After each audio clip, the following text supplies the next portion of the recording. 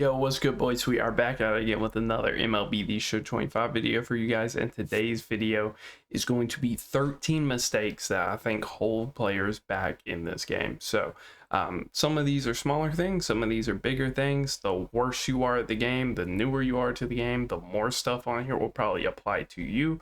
And the better you are, there might be one or two things you can apply to your game. So hopefully you guys enjoy. Hopefully this helps to make you a better player. And if it does, like, subscribe, all that. So very first thing I noticed quite a bit here is people warming up on difficulties that they are not ready for or are not going to play on. So if you're like a 500 rated player, firmly 500, if you're like 650 and whatnot, it gets a little slippery there. But if you're 500, you should be warming up on All-Star. If you're 700, you should be warming up on Hall of Fame. If you're 900, Legend, and then so on, obviously. So try to warm up on the difficulty you're actually going to end up playing on, because I see like this misconception of All-Star players thinking if they do okay on Legend in custom practice, that means they're going to do great on All-Star and online play. Not necessarily. You got to factor in like servers and stuff, and even if everything goes perfect for you, you're just going to roll over on every single outside off-speed pitch, cutter, slider, anything like that. You're just going to roll over, be very early, and you're just going to be hitting ground balls to third base, shortstop the whole game, and just giving your opponent easy outs and pretty much a free win. And I know that because I've done it in the past. Had a game like 1, 2, 3 years ago at this point. I forget how long it was.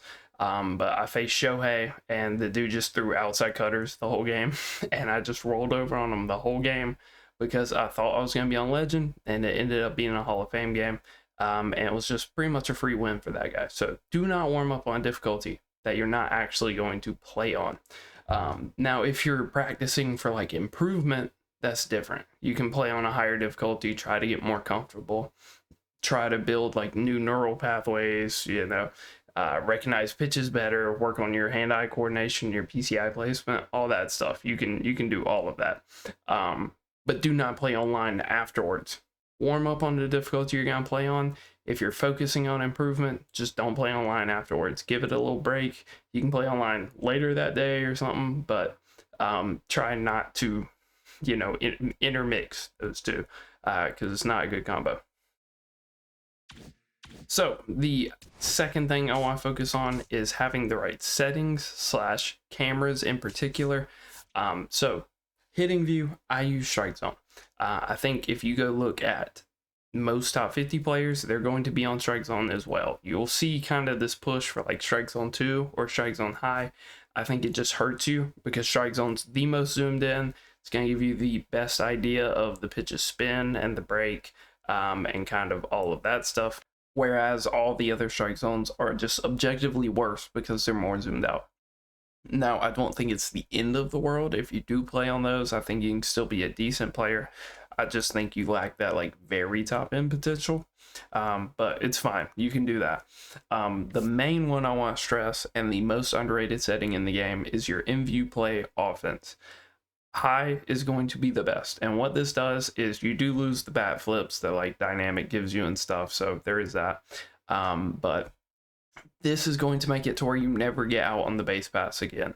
After you've got the reps in with this camera, it gives you the best idea of exactly where the ball is going as soon as you hit it, if the fielder can get to it, and with all those variables, it lets you know where your base runner can make it to. Can he make it from first to third, first to home, second to home? Stuff like that is pretty important to know. And this camera gives you the best idea of it because you should not be getting out on the base paths here. This in-view play gives you like a 95, 98% certainty of where you think your base runner can make it to. So learn this in-view play, and I think that's going to help you to not get out on the base pass as much. If you're getting out on the base pass a lot, you're taking runs off the board. The other thing I would talk about is pitching view. Objectively, this does not matter. If you're a really good player, it doesn't matter. If you're not a really good player, if you have not been a good player, use strike zone. Use the same thing that you pitch from or just use strike zone, because most people you play are going to be on strike zone. And what this is going to do is give you a way better idea of what the pitch actually looks like coming into the hitter. It's fun to like pretend that like you're the pitcher, or to just have a different camera, but objectively you don't really know what that pitch looks like coming in, whereas on this cam you do. An added benefit of this as well is you're basically doubling your reps at the plate, because you're seeing the pitches your opponent throws when you're hitting, and you're also seeing your own pitches coming in. So you're doubling your reps, you're improving your eye, your pitch recognition, stuff like that. And you're basically getting good twice as fast. So this is a cool little hack, but I also think it's a better just setting to have on in general. All right, so we can finally get out of the lineup screen now and actually get to Diamond Dynasty. And the thing I want to stress in Diamond Dynasty is these two are kind of intertwined, 3 and 4 here, but lineup structure and crutching lefties. I'm sure you have all loaded in. I've loaded into World Series players that have a lineup that looks like this. And if you are having like a Ryan Zimmerman start, or like a Dustin May start, or a Johnny Cueto start, this is not what you want to load in against. This is them not making it out of the 3rd inning is what I see when I see this lineup. But it's twofold, right? Because if your opponent has a lineup like this, they probably can't hit it all lefty-lefty, or they think they can, but they just haven't seen people that know how to pitch lefty-lefty. So if you're loading into lineups like this, or if your lineup looks like this, do yourself a favor. Don't be this guy. It's just hurting you in the long run. It's cool. It's fine. It'll win you some games just based on just crutching lefties. But try to get better with righties. Try to use some switch hitters. I mean, we have so many good ones. I don't know why you wouldn't. So try not to be this guy. And then if we get a look at like an actual lineup, try to focus on your lineup structure. Obviously, there's a million switch hitters in the game right now, so SDS just kind of sucks at their job and gave us like a million switch hitters. But my general advice would be, if you have multiple lefties, try to separate them. Like if Shohei's here, and then let's see, so we have Beltran here. Let's just throw in PCA for fun. If Shohei's here and PCA's here, I want him to at least be here in the 4 spot, so that your opponent can't just bring in a lefty reliever to Shohei, and then, you know, 2 batters later also get almost a guaranteed out on PCA. Because I think on average, most people lefty-lefty are going to hit 250, 300, most good players. So try to limit it, because it's just a bad matchup to have in general. So if you have multiple lefties, try to stagger them out with at least 1 batter in between them. But, you know, if you have a million of them, that's why I think the best number of lefties to have in the lineup is 3. And if you're somebody that crutches lefties, just use the ones everybody knows crazy. Like Shohei feels insane, feels like a guaranteed home run against righties. Yordan feels like a guaranteed home run against righties. Corey Seager feels like a guaranteed home run against righties. Just those guys just have just aura, for lack of a better term. So just use those and then just fill in the spots around them. You don't have to run an entire lineup of lefties, because you're going to get punished, especially with like this new Danny card. That is absolutely insane. There's a lot of good lefty relievers that would have no problem shutting down a lineup like that. You're pretty much just praying, if you run a lineup right like this, that you're seeing like a Ryan Zimmerman or a Cueto or a May, something like that, because a Randy Johnson, a John Donaldson is going to send this lineup to the gulag. So try not to be one of these players that just crutch lefties.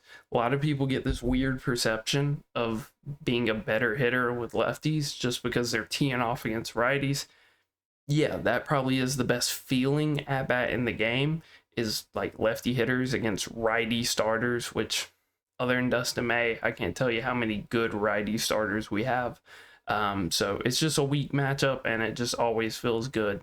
But try not to overdo it and just have a whole lineup of lefties, because it's not going to go well for you when you see one of the big dogs. So the next thing I want to talk about is rating sliders, and hopefully we can find a game and not a bot. Hopefully this ticks, and we found a bot. So it's not gonna work. But un momento. All right, here we go. No whammies. Okay, so it is ticking. When this ticks, you can move the slider. You can adjust your slider to find people that, at least in theory, are going to be closer to your skill rating.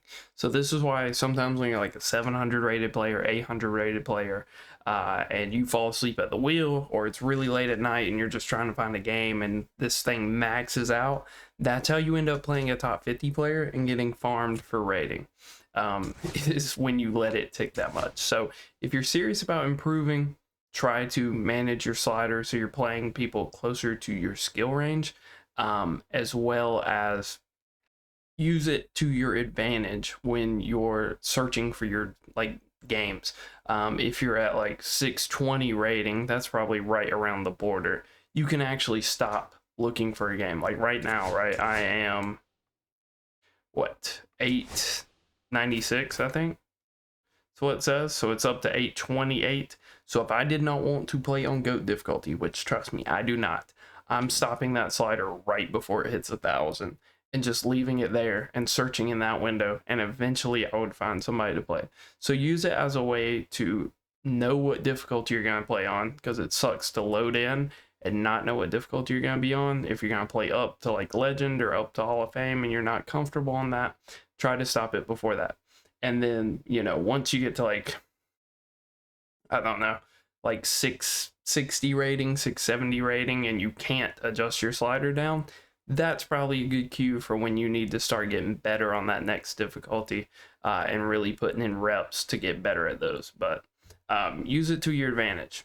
A lot of people don't know you can move that because you can't move it in BR, you can't move it in events, but in ranked you can adjust that slider. So the next most common mistake I see, I think the best way to illustrate this will be like a play versus CPU game. And the next most common mistake that I see a lot is not using openers, right? 2-3 years ago, whenever the Rays started doing it, the game hopped on the trend. They were like, we should let people pitch openers, and you don't see a lot of people do it. But it can win you games. Now, granted, if you're like one game away from making World Series or 1,000 rating or something, yeah, you probably pitch Randy Johnson, right? He's going to give you the best chance of winning. It makes sense.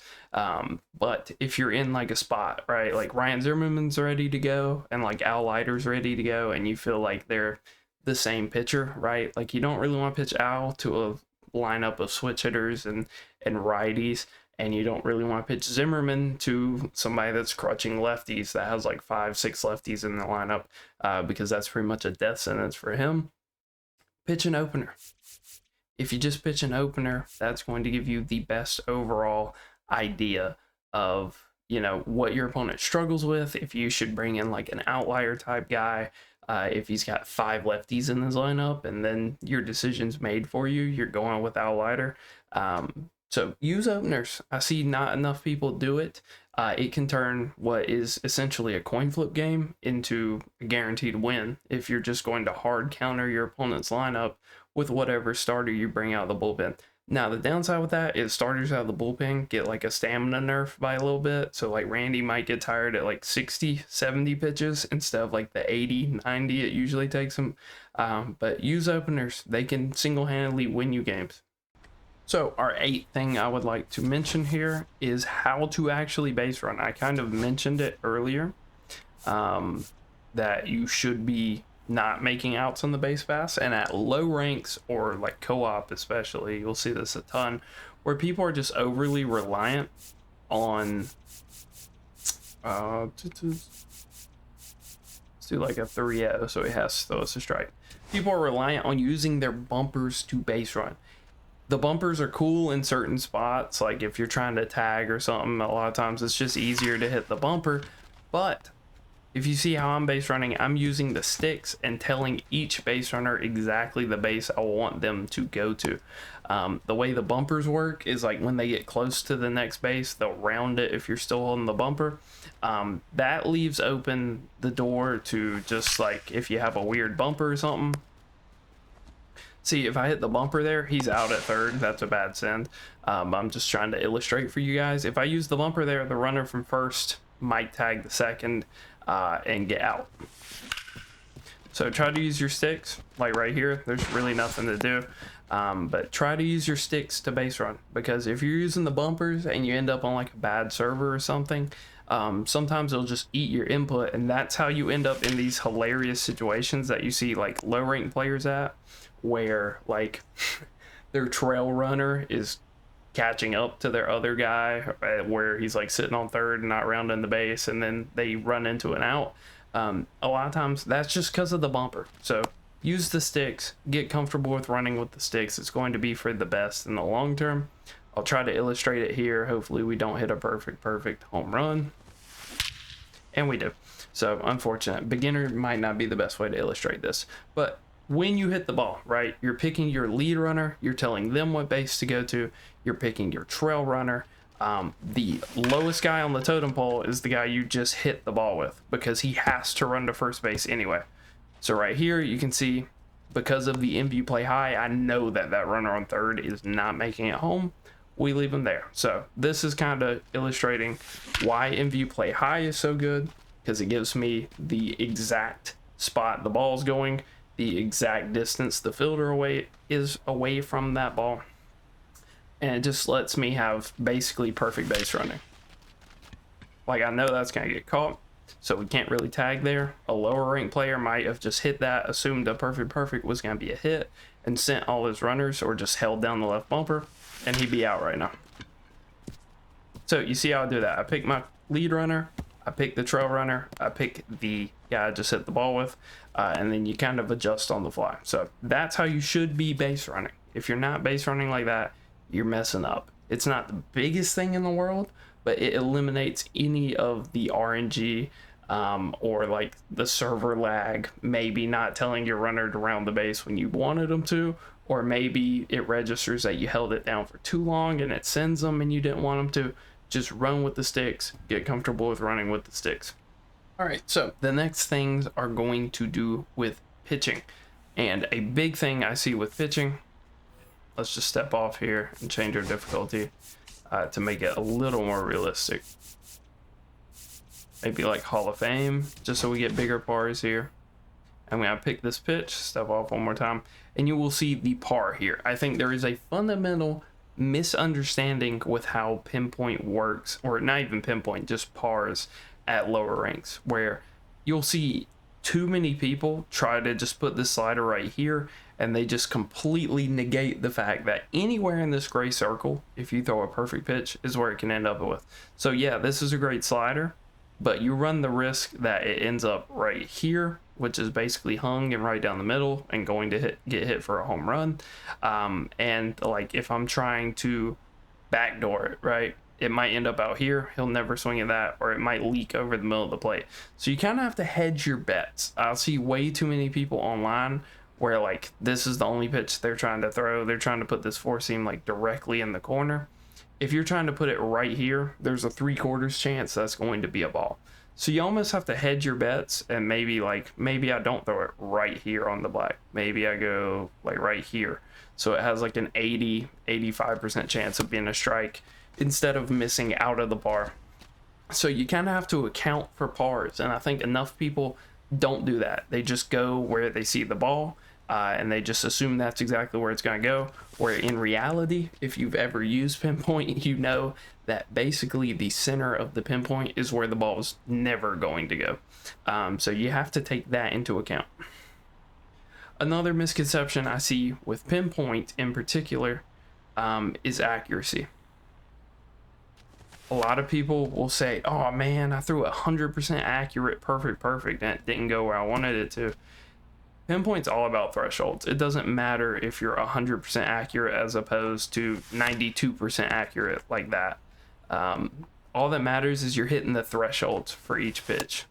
So like for a sinker, I'm not necessarily sure, I'm not up to date, but like a fastball on the Hall of Fame, I think is 97%. It's within 0.02 seconds, not 0.03, and it's usually within 2 degrees.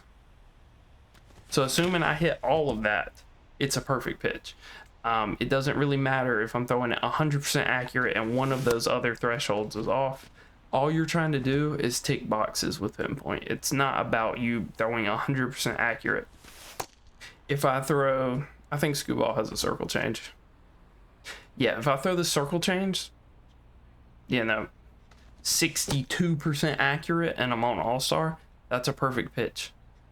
So that's all I'm trying to get from the accuracy. Obviously, it's nice to throw it 100, and that's going to make it scale to higher difficulties better, because as you go up in difficulty, that's when your thresholds start to bump up. But I see a fundamental misunderstanding of, dude, I threw 100% accurate, 0.001 late, 0-degree pitch, and it went nowhere close to where I wanted it to. None of that matters. You're just trying to get everything too perfect. All perfect pinpoints are created equally. They all have an equal chance of pretty much missing right here in like the worst spot imaginable. Like if I'm trying to tuck the sinker here, kind of goes back to the last point where you have to account for pars. Even if I throw it perfect, there's an okay chance it ends up like right here and it's a home run. So that's just kind of an issue with pinpoint, but keep that in mind when you're throwing these 100% accurate. It doesn't really matter that you were 100% accurate. All that matters is that you hit the threshold. Next thing, not coming set. This isn't going to be illustrated super great with Scooball here, but we will do our best. So we'll do defense, runner on second. And what I mean by not coming set is anytime you have runner on base, you're going to be in the stretch. Try to make sure that your pitcher's not moving anymore, and that they have come to a complete stop, or that the hand is in the glove ready to pick up the ball, because otherwise your pinpoint's going to mess up. And offline, it doesn't really. You might not notice it offline, but online there's just weird stuff that happens with it. Scooball's a bad example because his pinpoint's kind of already janky and all over the place. So let's do like Jack Flaherty. Jack Flaherty, runner on second, repeat. All right, there we go. So we're in the stretch with Flaherty. Wait until his hands come set, until his front foot is no longer moving, and then you can pitch with him. If you do it any time before that, you're running the risk that your pinpoint is just janky and like scraggly, and it just will skip almost. And I think some of that's just server lag. The game just has trouble recognizing what pitch you picked. Or maybe it's an intended mechanic, because in old games you could like pitch with Kershaw and like pitch when his hands are all the way in the air, and it would give him like a completely different release. So maybe it's a gameplay feature and not necessarily like a bug. But if you are in online play, I would urge you to try to come set before you pitch. I do it myself. Like a lot of times when I'm pitching bad with like Matt Strahm or one of these relievers, a lot of times it's because I'm not coming set. So if you can come set, it's going to alleviate some of that pinpoint, which it's already hard enough to do on like Legend, GOAT difficulty. So try to come set. It's going to do wonders for you. The next thing, and the final pitching tip I'll give you, is don't be insanely readable. I played a World Series player recently, or at least he had a World Series logo, and this was every single pitch sequence from him. High and away sinker. Let's just reset. Low and in slider. High and in four seam. And it was just rinse repeat to every single batter, with like the occasional circle change mixed in or something. But that can't be your approach to every single batter in the lineup. There's no way. I was bewildered that you could make World Series like that. I think that game ended like 16-4, like 18-8, something like that. We put up runs because at a point, like if you know exactly what pitch is coming, you should be able to hit it. So just kind of this tip is don't be insanely readable online. You can't just be throwing these same pitches in the same spot for the whole game in the same sequence to the same batters. It's going to come back and bite you, especially against good players. You have to throw in like tendency breakers or just weird pitches. Maybe you throw like a middle away circle change instead of just trying to tuck it in the corner every time. Maybe you throw a backdoor slider. Maybe you, maybe you throw an inside sinker to try to steal a strike instead of trying to get them to swing at it. Just change up. Like you have to not only pay attention to your opponent's tendencies, but your own. Because even me, I'll fall into these kind of ways where I'll pitch a batter the exact same way the next time. Like if it was Jock Peterson against a righty, I'll probably throw a lot of the same pitches to him the second time through the lineup, the third time through the lineup, assuming I'm still pitching a righty. So beware of your own tendencies and how you've approached a batter in the past, as well as just the whole lineup. Like if you throw every lefty a high and away fastball first pitch, guess what? A good player is going to pick up on that second, third time through, and just start demolishing that pitch on the first pitch of the at-bat. So pay attention to your tendencies when you're pitching. Do not be predictable. I'm not telling you to be a weirdo and sit up here and throw like high and in like curveballs, because that will come back and bite you in and of itself. But try not to be super predictable. It's fine to have sequences that you like, locations you like, because certain pitches are just really hard to hit. So they're strong, throw them. But try to not be super predictable. All right, moving on to hitting. I'm sure a lot of people just wanted hitting, but we are going to just do this. So the first thing, let's see what difficulty we're on real quick. Hall of Fame, that's fine. The first thing is do not be in no man's land, right? So I may have to pause here to look at Yoshi's pitches. That's an insanely small PCI for that difficulty. So we see, we see kind of his pitches here, right? So he's throwing like a 95 plus mile an hour four seam. It can probably get to like 97. I think that's a fair assumption. 90 mile an hour splitter, 78 mile an hour curveball, 86 mile an hour slider, 91 mile an hour cutter.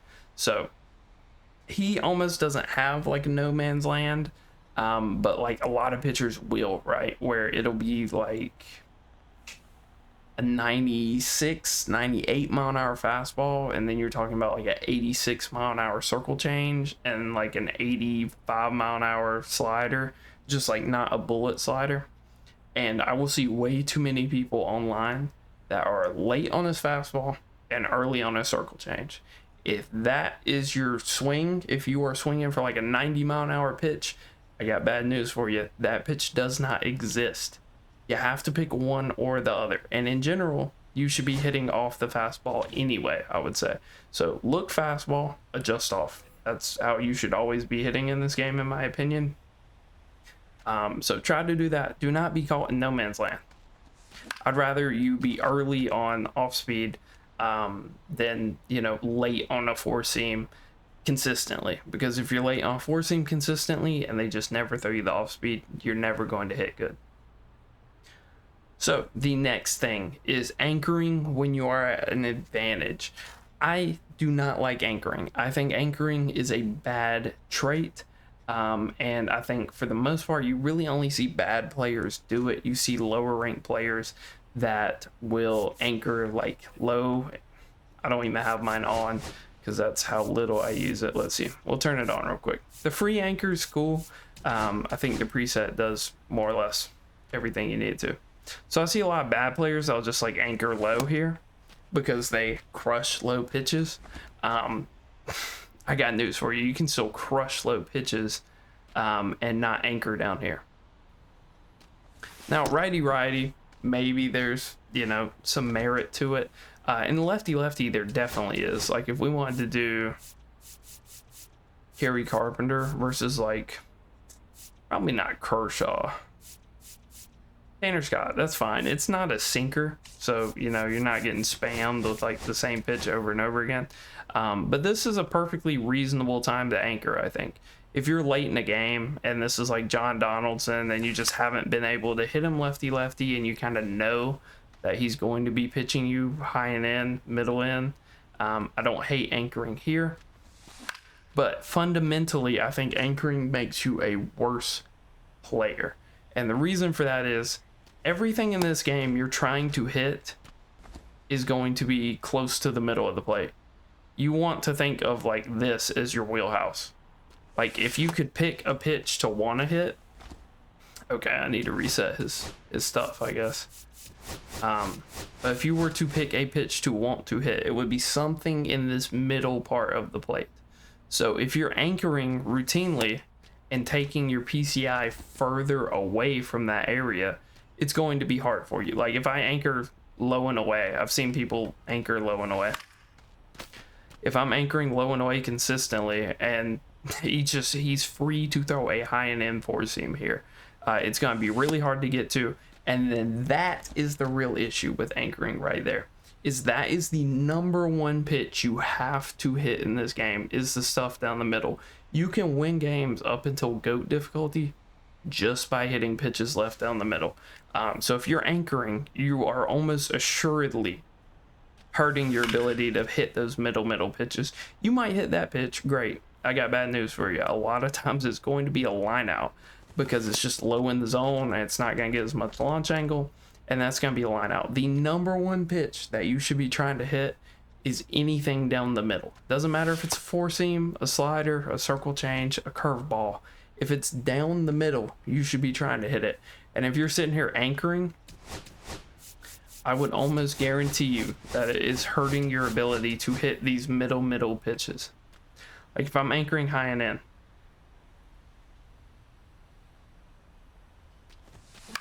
I think it's a lot harder to take your PCI from here and move it slightly down to hit a pitch that's middle than it is to, you know, just start middle and like barely touch your stick and make the adjustment. That's just me though. But I think this is the number one thing I'll say about anchoring. A lot of people ask me if I anchor. I don't think a lot of other top end players do either. Lefty, I think is the only time. Lefty, or maybe like we can do it here just because they have Dustin May. Like I guess if it's Dustin May and you just know you're getting like this pitch every time, which you can't. There's no way Dustin May is going to throw you this pitch every time.